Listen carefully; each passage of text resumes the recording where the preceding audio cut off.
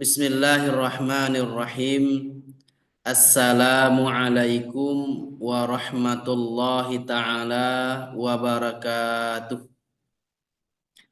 Alhamdulillahi rabbil alamin. Wassalatu wassalamu ala ashrafil anbiya'i wal mursalin wa ala alihi wa sahbihi ajma'in, amma ba'du. Bagaimana kabarnya rekan-rekan semuanya? Sehat? Alhamdulillah kalau sehat.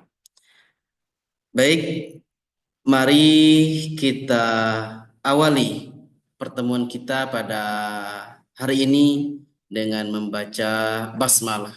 Bismillahirrahmanirrahim.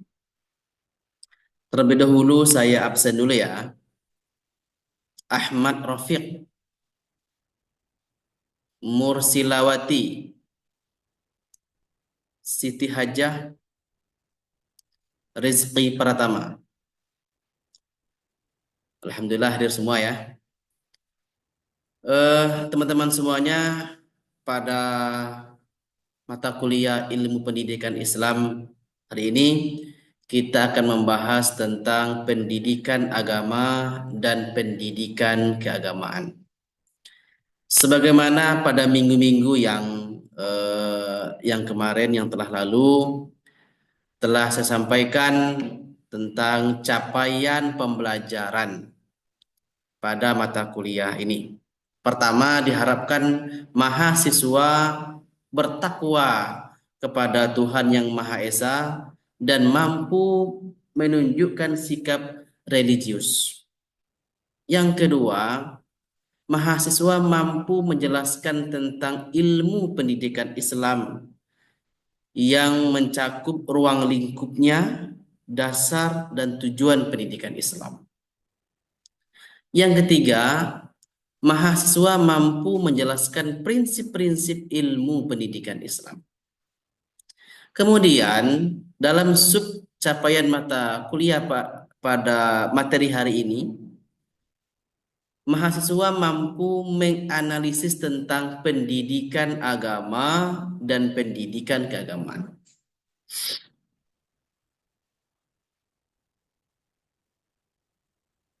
Kita tahu bahwa Indonesia adalah negara yang majmuk, negara yang multikultur, multi etnis, multi bahasa, multi agama, dan multi suku dan ras, yang terbentang dari Sabang sampai Merauke, yang memiliki 17.000 pulau.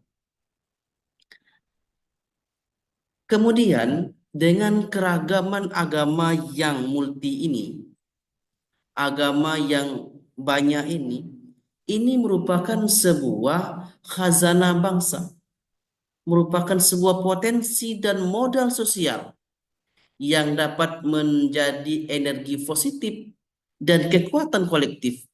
Untuk apa?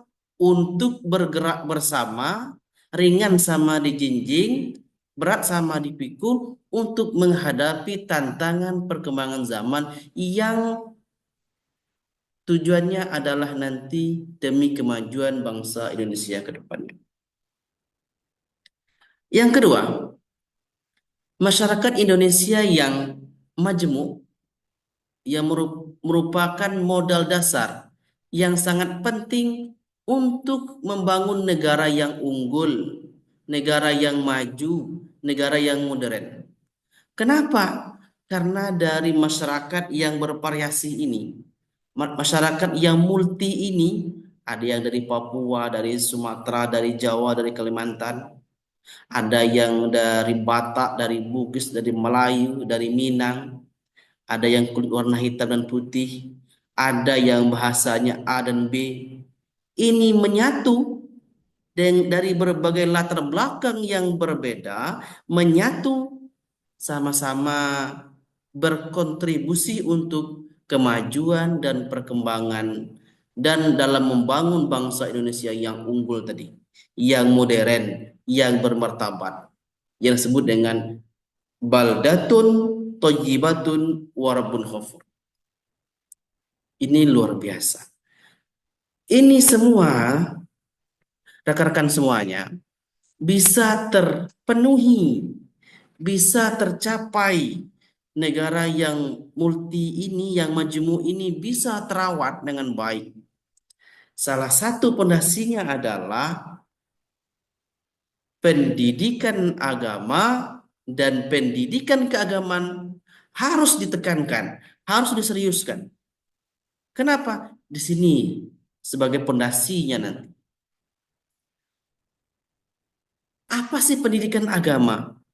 Pendidikan agama adalah pendidikan yang memberikan pengetahuan, yang membentuk sikap dan kepribadian atau karakter peserta didik, dan meningkatkan keterampilan peserta didik dalam mengamalkan ajaran Islam yang rahmatan lil alamin. Kalau peserta didik sudah memiliki keilmuan yang baik, sikap yang mulia, akhlak yang baik, keterampilan yang maksimal, maka pasti dia menjadi ahli agama, menjadi peserta didik, menjadi insan yang mampu menjaga NKRI, yang akan menghargai, yang akan toleransi dengan golongan lain. Ini pendidikan agama.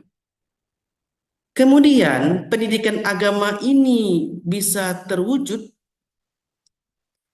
tentu berangkat dari keseriusan pendidikan keagamaan. Apa sih pendidikan keagamaan? Ini merupakan sebuah lembaga, sebuah institusi yang akan menyiapkan peserta didik untuk dapat menjalankan peranan dia di tengah masyarakat, yang menjadi ahli agama, menjadi penggerak, yang menjadi khalifah di muka bumi ini. Nah ini, kalau pendidikan keagamaan tidak serius menjalankan misi ini, maka tidak tercapainya peserta didik yang memiliki pengetahuan yang baik, keterampilan yang bagus, sikap yang mulia. Tidak. Maka pemerintah menekankan dalam peraturan pemerintah Republik Indonesia nomor 55 tahun 2007 tentang pendidikan dan keagamaan yang ditekankan. Kemudian, apa sih fungsi pendidikan agama itu? Pendidikan agama, teman-teman, berfungsi membentuk manusia yang beriman dan bertakwa kepada Tuhan Yang Maha Esa. Jadi kalau teman-teman mempunyai ilmu yang tinggi, paham dengan agama, keterampilannya baik, sikapnya mulia, maka teman-teman akan menjadi insan, menjadi manusia yang beriman dan bertakwa kepada Allah Subhanahu wa Ta'ala. Itu terkait dengan hablum minallah. Tidak sampai di situ, teman-teman. Di samping bertakwa kepada Allah, kemudian juga mampu menjaga kedamaian dan kerukunan antar umat beragama. Hablum minan nas di sini. Jadi di samping menjaga hablum minallah baik, kemudian juga hablum minan nas, antar agama toleransi, kemudian antar suku saling menghargai, antar bahasa saling menghargai, antar daerah juga saling menghargai, sehingga terciptanya masyarakat yang damai, masyarakat yang rukun, tidak terjadi konflik. Maka pada endingnya nanti Indonesia akan terjamin, akan terjaga Bhinneka Tunggal Ika. Kemudian apa sih fungsi pendidikan keagamaan? Ya, pendidikan keagamaan di sini berfungsi menyiapkan peserta didik menjadi anggota masyarakat yang sekarang masih belajar, masih menduduki bangku sekolah, besok akan ikut serta terjun di masyarakat, akan berkontribusi di masyarakat. Sehingga nanti ketika ia terjun ke masyarakat, menjadi warga masyarakat, dia akan mengamalkan tadi beragamanya baik, kemudian toleransi, moderasinya juga baik. Hablum minallahnya jalan, hablum minannasnya juga jalan. Kemudian yang ketiga, apa sih tujuan pendidikan agama dan pendidikan keagamaan ini? Pendidikan agama bertujuan untuk mengembangkan kemampuan peserta didik dalam memahami, menghayati, dan mengamalkan nilai-nilai agama. Tidak hanya paham, kemudian dihayati, dan diamalkan dalam kehidupan sehari-hari. Sehingga kalau hanya paham, tidak diamalkan, maka tidak tercapai rahmatan lil alamin. Jadi dengan diamalkannya paham dan nilai-nilai keagamaan itu, sehingga peserta didik mampu menjalankan misinya sebagai khalifah di muka bumi ini. Kemudian tujuan pendidikan keagamaan bertujuan untuk terbentuknya peserta didik yang memahami dan mengamalkan nilai-nilai ajaran agamanya. Ini berdasarkan pada peraturan pemerintah tadi nomor 55 tentang pendidikan dan keagamaan. Terakhir, apa sih lembaga pendidikan Islam? Ini diantaranya ada pondok pesantren yang mendidik dengan ciri khas kitab kuningnya, juga mendidik akhlak, juga mendidik karakter, mendidik kognitifnya, afektifnya, dan psikomotorik. Apalagi ada lembaga madrasah juga sama, mendidik iman, bertakwa kepada Allah, juga mendidik keterampilan untuk berkontribusi di masyarakat. Kemudian juga lembaga pendidikan tinggi. Jadi dengan lembaga pendidikan Islam ini mampu membentuk, mencetak, membina peserta didik yang mampu menjaga, yang mampu memelihara, yang mampu saling menghargai dan toleransi antar umat beragama. Sehingga negara kita menjadi negara baldatun thayyibatun wa rabbun ghafur. Terima kasih. Mungkin ini yang dapat kita bahas pada hari ini.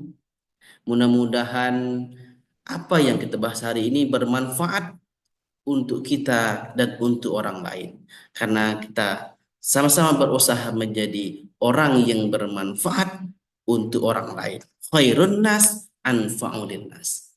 Baik teman-teman semuanya, ada yang bisa menyimpulkan? Oke, silakan. Baik. Untuk minggu depan mungkin atau pertemuan yang akan datang kita akan membahas tentang sistem pendidikan Islam di Indonesia. Dimohon buat teman-teman, ayo sama-sama kita baca, sama-sama kita belajar agar kita bisa sama-sama memahami. Mungkin cukup sekian. Ada salah, mohon maaf. Dan saya akhiri. Assalamualaikum warahmatullahi wabarakatuh.